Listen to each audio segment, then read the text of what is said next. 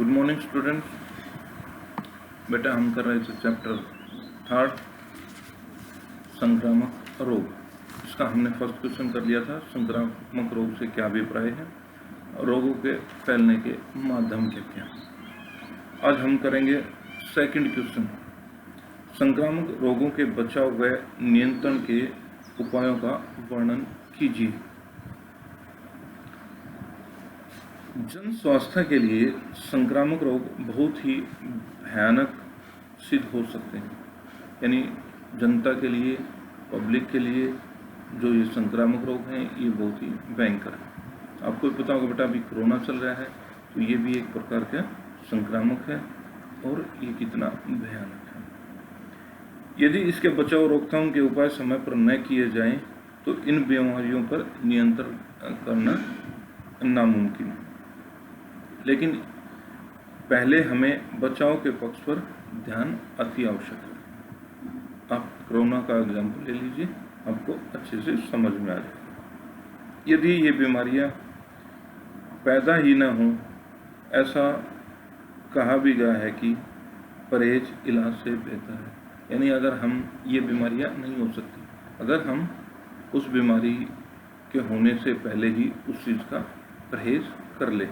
यानी हमें पता है कि गंदे हाथों से, कीट पतंगों से, त्वचा से हमारे क्या क्या रोग होते हैं। अगर उससे हम पहले ही बचाव कर लें तो हम इन रोगों से ग्रस्त ही नहीं होंगे।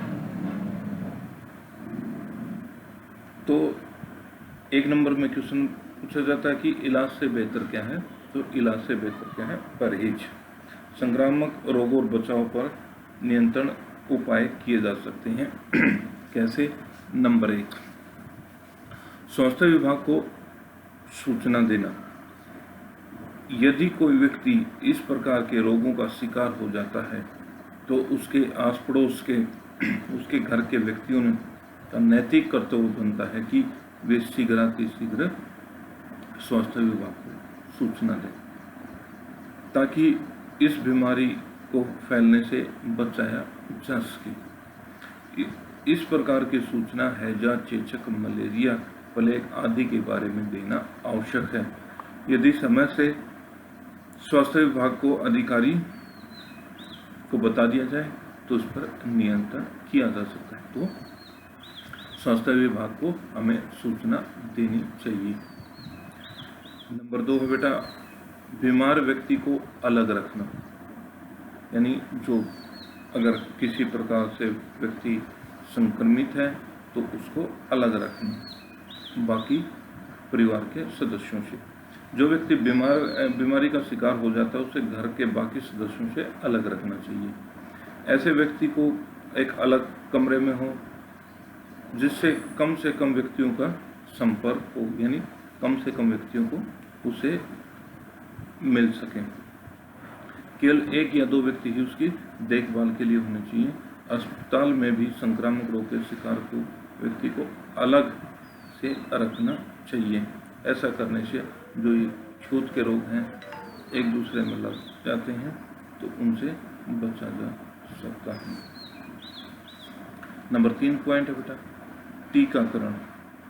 कुछ संक्रामक रोग इस प्रकार के होते हैं जिनका टीकाकरण कराने से ये रोग नहीं होते, क्योंकि व्यक्ति में प्रतिरोधक क्षमता बढ़ जाती है। यानी जो हमारी वैक्सीन है, बचपन में ही आपने देखा होगा बच्चों को स्वास्थ्य विभाग वाले टीके लगा देते हैं जिससे उन बीमारियों से लड़ने के लिए हमारे शरीर में रोग प्रतिरोधक क्षमता बढ़ जाती है। ऐसी बीमारियों कीटाणु का प्रभाव हमारे शरीर पर नहीं होता। पोलियो, हैजा, चेचक, टाइफाइड आदि जो समय समय पर टीके लगवाए जाते हैं तो टीकाकरण से हम बीमारियों से बच सकते हैं। नंबर 4 है व्यक्तिगत सफाई।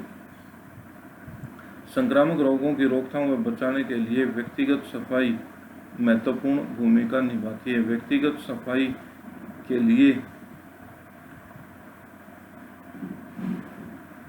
दैनिक कार्य विशेष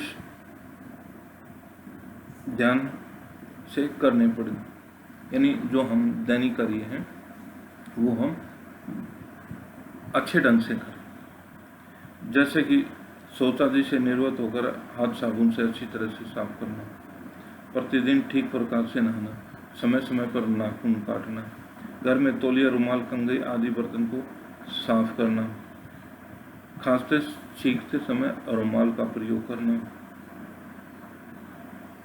और भोजन करने से पहले हाथों को अच्छी प्रकार से धो लेना। उपयुक्त सभी नियमों का पालन अगर सही ढंग से कर लेंगे तो हम इन रोगों से बच सकते हैं। नंबर 5 पॉइंट है धुएं से कीटाणु रहित करना। फॉगिंग एक ऐसी प्रक्रिया है जिसके द्वारा हम मक्खी, मच्छर, खटमल आदि को समाप्त कर सकते हैं। आपने देखा होगा बेटा, स्वास्थ्य विभाग के अधिकारी इन्हीं दिनों में जुलाई और अगस्त में कुछ धुएं से का छिड़काव करते हैं, जिससे मक्खी, मच्छर और जो जीवाणु ऐसे मौसम में होते हैं, बरसात के मौसम में, वो खत्म हो जाते हैं। मशीनों के द्वारा कुछ ऐसी गैसें वातावरण में छोड़ी जाती हैं जिससे मक्खी मच्छरों का सर्वनाश हो जाता है, जिससे फलस्वरूप हम संक्रामक रोगों से बच सकते हैं। अगला पॉइंट है क्लोरीन युक्त पीने का पानी, यानी पीने के पानी में भी वो बेटा जीवाणु होते हैं, उसको भी हम क्लोरीन डालकर पानी को जीवाणु से रहित कर सकते हैं। इसके अलावा पोटासियम भी इसमें प्रयोग कर सकते हैं। ऐसा करने से जो हानिकारक कीटाणु होते हैं वो समाप्त हो जाते हैं। अगला बेटा आस पड़ोस की सफाई व्यवस्था। संक्रामक रोगों से बचने के लिए आस पड़ोस की सफाई की व्यवस्था पर ध्यान देना आवश्यक है, यानी हमें आस पड़ोस में भी सफाई पर ध्यान देना चाहिए, जिससे यदि हम आस पड़ोस में गंदा पानी, कूड़ा इकट्ठा करेंगे तो वहाँ पर जीवाणु, कीटाणु पैदा होंगे और आसपास में बीमारियों का प्रकोप होगा। तो इसलिए आवश्यक है कि आसपास की सफाई की व्यवस्था करें ताकि हम रोगों से बच सकें। नेक्स्ट पॉइंट है रोगाणुओं का नाश करना। जब बीमार व्यक्ति ठीक हो जाएं तो उनके द्वारा किए गए कपड़े, बिस्तर और बर्तन आदि वस्तुओं को रोगाणुओं का रहित कर देना चाहिए, यानी उसके बिस्तर को अच्छे से गर्म पानी में, उबलते पानी में धोना चाहिए, बर्तनों को भी और उसके कपड़ों को भी एक प्रकार से सैनिटाइज करते हैं ताकि जो उसके साथ रोगाणु, कीटाणु थे वो नष्ट हो जाएं। इन वस्तुओं में स्वस्थ व्यक्ति का प्रत्यक्ष या अप्रत्यक्ष संपर्क न हो और ये संक्रामक रोगों से ग्रस्त न हो, यानी अगर उस रोगी के बिस्तर से, कपड़ों से अगर किसी स्वस्थ व्यक्ति का प्रत्यक्ष या अप्रत्यक्ष रूप से संपर्क भी होता है तो वो अगर रोगाणु मुक्त है तो बीमारियों से बचा जा सकता है। अंतिम और लास्ट पॉइंट है 9, संक्रामक रोगों के बारे में उचित शिक्षा। सभी व्यक्तियों को संक्रामक रोगों के बारे में उचित शिक्षा प्रदान की जानी चाहिए। टीवी, रेडियो, समाचार पत्र तथा शिक्षा संस्थाओं आदि से संक्रामक रोगों की उचित शिक्षा दी जानी चाहिए, यानी समय समय पर हमें टीवी के द्वारा, समाचार पत्रों द्वारा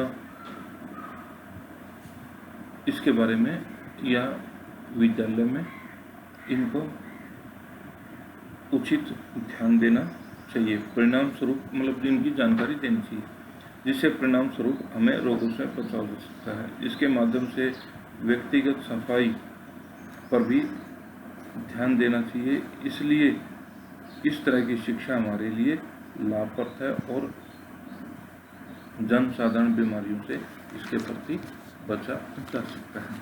तो ये थे हमारे बेटा संक्रामक रोगों से बचाव और नियंत्रण के उपाय। तो हमने ये क्वेश्चन डिस्कस कर लिया है। उम्मीद करता हूँ सभी को समझ आ गया होगा। अगर किसी को प्रॉब्लम है तो डिस्कस कर।